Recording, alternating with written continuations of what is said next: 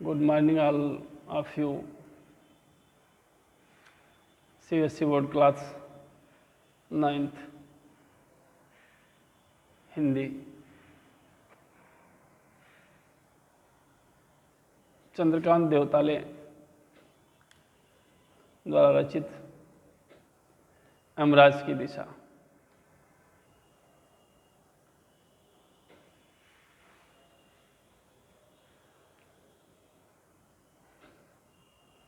दूसरे मुक्तक में देखेंगे, तब मैं छोटा था और मैंने यमराज के घर का पता पूछा था। उसने बताया था कि तुम जहाँ भी हो वहाँ से हमेशा दक्षिण में। माँ की समझाइश के बाद दक्षिण में पैर करके मैं कभी नहीं सोया, और इससे इतना फायदा जरूर हुआ कि दक्षिण दिशा पहचानने में मुझे मुश्किल का सामना नहीं करना पड़ा। समझाइश माने समझाने का, फायदा, लाभ, मुश्किल, कठिनाई। तो इस प्रस्तुत अवतरण हमारे हिंदी पाठ्य पुस्तक क्षितिज से संकलित यमराज की दिशा कविता से अवतरित है। कवि इन काव्य पंक्तियों में अपनी मां के मुख से दक्षिण दिशा संबंधी प्राचीन मान्यता के विषय में बतलाना चाहता है। तब मैं छोटा था और मैंने यमराज के घर का पता पूछा था। उसने बताया था तुम जहां भी हो वहां से दक्षिण दिशा, यानी हमेशा दक्षिण दिशा, वही यमराज का दिशा है। कवि ने जब मां के मुख से यमराज का नाम सुना, कवि ने जब मां के मुख से यमराज का नाम सुना तो अपनी बाल सुलभ जिज्ञासा बस उसने अपनी मां से यमराज के घर का पता पूछा, और तब उसकी मां ने कवि को बताया कि तुम जहां भी हो वहां से हमेशा दक्षिण में, यानी तुम जहां भी रहोगे वहां से दक्षिण दिशा में यमराज का घर होगा।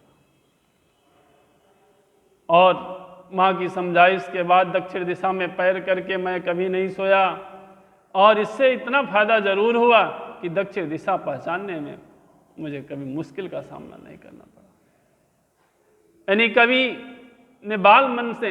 के बाल मन ने मां के कथन को सत्य मानकर,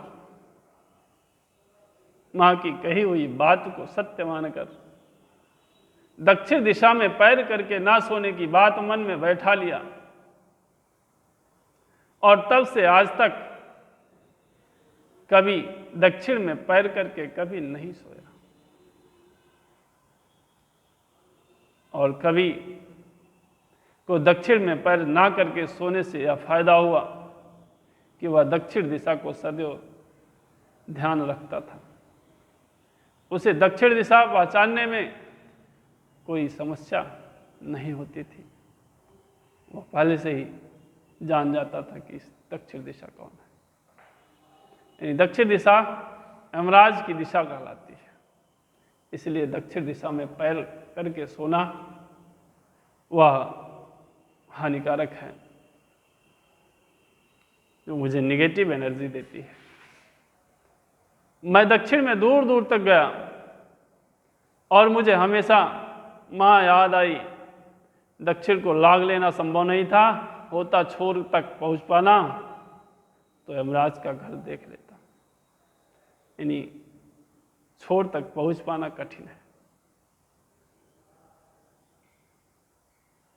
इसलिए कभी दक्षिण दिशा में दूर दूर तक घूमा फिरा। मैं दक्षिण दिशा में दूर दूर तक गया, यानी दूर दूर तक गया और दूर दूर तक घूमा फिरा। फिर उसे मां का कथन सदैव याद रहा कि यमराज का घर दक्षिण में है, यमराज का घर दक्षिण में है। परंतु उसे दक्षिण में कहीं भी काल कि देवता यमराज का घर नहीं दिखाई दिया। यमराज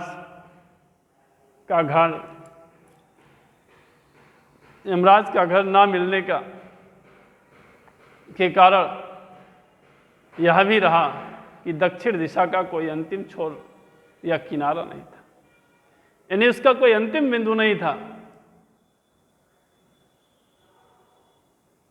इसलिए अनंत दक्षिण में स्थित यमराज का घर ढूंढना अत्यंत दुष्कर कार्य था, यानी जिसकी कोई सीमा ना हो, उस दिशा को खोजना ढूंढना हम सभी मानवों के लिए दुर्लभ है।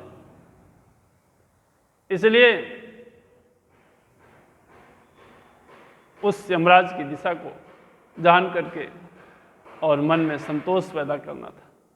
यदि दक्षिण दिशा का कोई अंतिम छोर होता तो संभव था कि कभी यमराज के घर को ढूंढ निकालता, परंतु ऐसा कभी संभव नहीं हो सका, क्योंकि उसकी दिशा का कोई अंत नहीं था।